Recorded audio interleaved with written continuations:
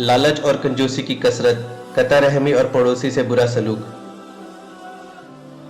अलामत क़यामत में से ये भी है कि एक नफ्सियाती बीमारी आम हो जाएगी जो इस्लामी माशरे को पारा पारा कर देगी। इन्हीं में से एक हाथ से बढ़ा हुआ लालच भी है। हज़रत अबू हुरैरा रज़ियल्लाहु तआला अन्हु फरमाते हैं, क़यामत की निशानियों में से एक ये भी है कि हिर्स और लालच में बहुत इजाफा हो जाएगा।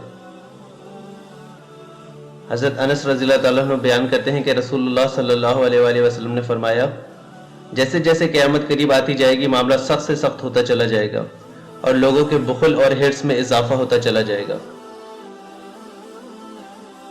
आप सल्लल्लाहु अलैहि वसल्लम का ये भी इरशाद है, ज़माना करीब तर हो जाएंगे, अमल कम हो जाएगा, बुखल और हिर्स का दौर दौरा होगा और कत्ल व गारत गिरी में बहुत इजाफा हो जाएगा। नबी करीम सल्लल्लाहु अलैहि वसल्लम का फरमान आली शान है, क़यामत उस वक्त तक कायम ना होगी जब तक फहश, बेहयाई, कतर रहमी और पड़ोसी से बुरा सलूक जाहिर ना हो जाए। हज़रत अबू हुरैरा रज़ियल्लाहु अन्हु बयान करते हैं कि रसूलुल्लाह सल्लल्लाहु अलैहि वसल्लम ने फरमाया, उस ज़ात की कसम जिसके हाथ में मोहम्मद की जान है, क़यामत उस वक्त तक कायम नहीं होगी जब तक कि फहश और बुखल ज़ाहिर ना हो जाए, अमानतदार को खाइन ना समझा जाए, अमानतें खाइन के सुपुर्द ना की जाए, अलवाउल दुनिया से चले ना जाए और अत्तहूद छा ना जाए। अर्ज किया गया, ये अलवाउल कौन लोग हैं और अत्तहूद कौन? तो आप सल्लल्लाहु अलैहि वसल्लम ने फरमाया, अलवाउल से मुराद मुअज़्ज़ज़ और अशराफिया तबका, जबकि अत्तहूद से मुराद घटिया और गैर मारूफ लोग।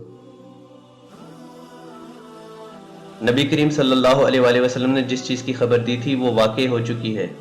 हम बहुत से लोगों में झगड़ा और फसाद देख रहे हैं। इसी तरह इनके दरमियान कता रहमी और पड़ोसी से बुरा सलूक भी हमारे देखने में आता है।